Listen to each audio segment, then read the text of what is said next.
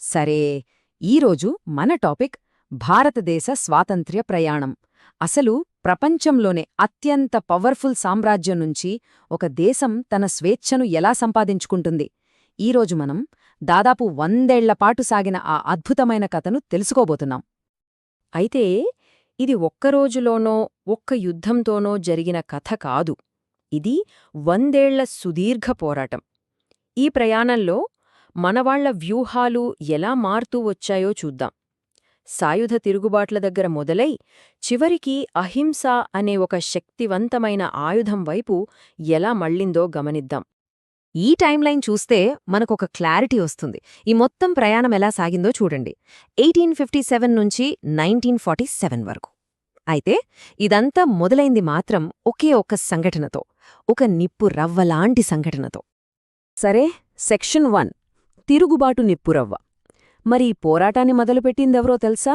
రాజకీయ నాయకులు కాదు, సైనికులు. మరి అంత పెద్ద పోరాటానికి కారణమేంటి? జస్ట్ ఒక పుకారు. అవును, ఒక పుకారే దేశాన్ని అగ్నిగుండంలా మార్చేసింది. ఆవు, పంది, కొవ్వు పూసిన తూటాలను కొరికి మీ కులాన్ని పాడు చేసుకోండి అని ఒక రేవు కార్మికుడు ఒక బ్రాహ్మణ సిపాయిని అన్నమాట.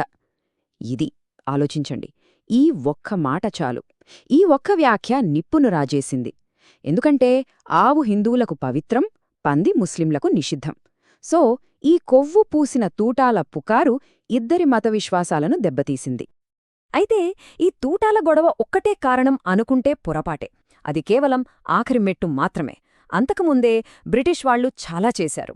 రాజ్య సంక్రమణ సిద్ధాంతం పేరుతో రాజ్యాలను లాగేసుకోవడం, బలవంతపు మతమార్పిడులు, మన ఆచారాల్లో జోక్యం చేసుకోవడం, ఇలా ఎన్నో ఏళ్లుగా పేరుకుపోయిన అసంతృప్తి ఒక మందుపాతరలా సిద్ధంగా ఉంది. ఈ తూటాల ఇష్యూ దానికి నిప్పంటిచ్చింది, అంతే. సరే, ఆ తిరుగుబాటిని బ్రిటిష్ వాళ్లు చాలా క్రూరంగా అణిచివేశారు. అది విఫలమైంది. కాని ఆ సంఘటన వాళ్లని ఎంతగా భయపెట్టిందంటే అప్పటిదాకా పరిపాలిస్తున్న ఈస్ట్ ఇండియా కంపెనీని పక్కకు తప్పించి బ్రిటిష్ ప్రభుత్వమే నేరుగా ఇండియా పాలనను చేతిలోకి తీసుకుంది. 1858లో అలా బ్రిటిష్ రాజ్ మొదలైంది. సరే, సెక్షన్ 2 జాతీయవాదం పుట్టుక. 1857 తిరుగుబాటు ఫెయిల్ అవ్వడం మనవాళ్లకొక ముఖ్యమైన పాఠం నేర్పింది. అదేంటంటే కేవలం ఆయుధాలతో, బలంతో బ్రిటిష్ వాళ్లని ఎదుర్కోవడం కుదరదు. ఒక ఆర్గనైజ్డ్ పద్ధతి, ఒక రాజకీయ వ్యూహం కావాలి అని అర్థమైంది. ఆ ఆలోచన నుంచే 1885లో భారత జాతీయ కాంగ్రెస్ ఏర్పడింది. ఇది మన దేశంలో మొట్టమొదటి జాతీయ రాజకీయ సంస్థ అన్నమాట. చదువుకున్న భారతీయులందరూ ఒకచోట చేరి తమ సమస్యల్ని బ్రిటిష్ వాళ్లకు అధికారికంగా చెప్పడానికి ఇదొక ప్లాట్ఫాంగా మారింది. అయితే కాంగ్రెస్ మొదలైన కొత్తలో దానిలో 2 గ్రూపులు ఉండేవి. ఒకరేమో మితవాదులు. వీళ్లు బ్రిటిష్ వాళ్ల న్యాయం మీద నమ్మకంతో వినతులు, అర్జీలు ఇస్తే చాలు, మనకు న్యాయం జరుగుతుంది అనుకునేవాళ్లు. ఇంకొకరేమో అతివాదులు. వీళ్లు అలా కాదు, బ్రిటిష్ పాలన ఒక దోపిడీ, ఆందోళనలు, సమ్మెలు చేస్తే తప్ప వాళ్లు వినరు అని గట్టిగా నమ్మేవాళ్లు. సో ఇలా 2 వేర్వేరు ఆలోచన విధానాలు ఉండేవి. ఇప్పుడు మనం సెక్షన్ 3కి వచ్చాం. ఇది చాలా ముఖ్యమైనది. భారతదేశంలో జాతీయవాదం అనే భావన పెరుగుతుండటంతో బ్రిటిష్ వాళ్లు ఒక పవర్ఫుల్ కౌంటర్ స్ట్రాటజీ వాడారు. అదే విభజించి పాలించు విధానం. అంటే ప్రజల్ని మతాల పేరుతో విడదీయడం. దీనికి బెస్ట్ ఎగ్జాంపుల్ 1905లో జరిగిన బెంగాల్ విభజన. హిందువులు ఎక్కువగా ఉన్న పశ్చిమ బెంగాల్ను, ముస్లింలు ఎక్కువగా ఉన్న తూర్పు బెంగాల్ను విడదీశారు. దీనికి వ్యతిరేకంగా పెద్ద ఎత్తున నిరసనలు జరిగాయి. కానీ వాళ్లనుకున్నది సాధించారు. సరిగ్గా ఆ తర్వాతేడాన 1906లో వాళ్ల ప్రోత్సాహంతోనే ముస్లిం లీగ్ ఏర్పడింది. తర్వాత 1909లో వచ్చిన సంస్కరణలు ఈ విభజనను ఇంకా పెంచాయి. ఆ సంస్కరణల్లో తీసుకొచ్చిన ఒక కొత్త పదం ప్రత్యేక నియోజకవర్గాలు. అంటే ఏంటి? సింపుల్గా చెప్పాలంటే ఒక మతానికి చెందిన ఓటర్లు అదే మతానికి చెందిన అభ్యర్థికి మాత్రమే ఓటు వెయ్యాలి. దీనివల్ల ఏం జరిగిందంటే రాజకీయ నాయకులు దేశం గురించి కాకుండా కేవలం తమ మతం వాళ్ల గురించే ఆలోచించడం మొదలుపెట్టారు. ఉమ్మడి జాతీయ లక్ష్యాలు పక్కకుపోయి మతపరమైన రాజకీయాలు మొదలయ్యాయి. ఇది చాలా డేంజరస్ టర్న్.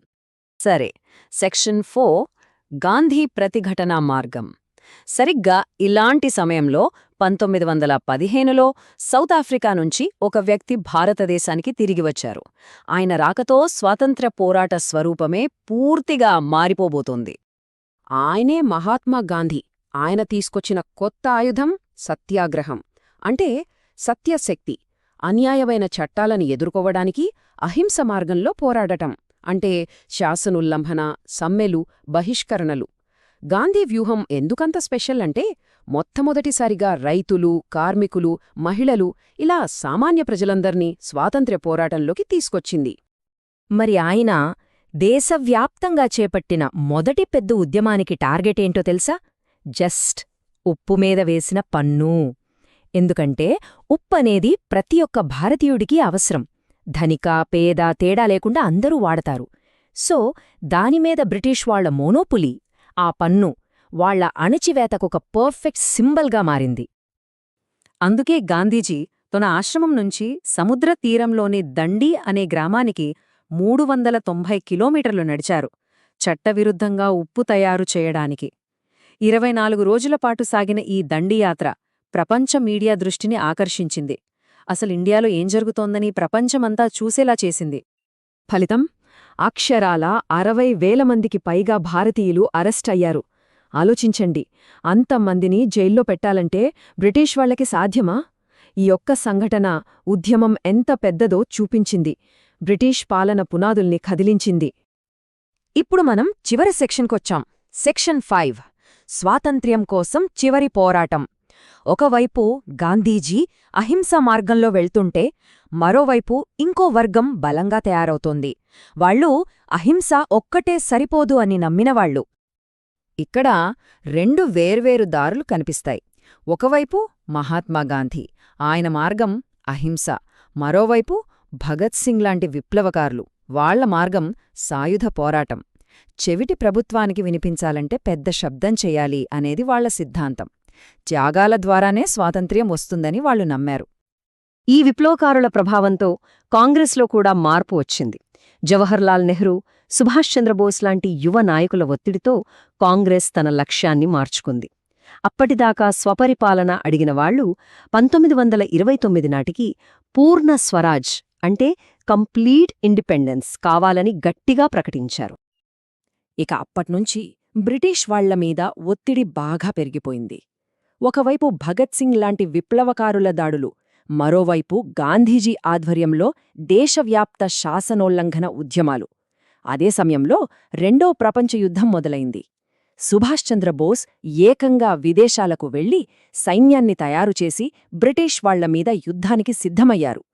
ఇలా అన్ని వైపుల నుంచి దెబ్బపడటంతో బ్రిటిష్ పాలన ఇక ఇండియాలో నిలబడలేని పరిస్థితికి వచ్చేసింది. ఫైనల్గా భారతదేశానికి స్వాతంత్ర్యం వచ్చింది. కాని దశాబ్దాల క్రితం బ్రిటిష్ వాళ్లు నాటిన విభజన బీజాలు, మరి వాటి మాటేంటి? ఆ కొత్త ఉదయం కోసం మనం చెల్లించిన మూల్యమెంత? అది మరోసారి మాట్లాడుకోవాల్సిన కథ.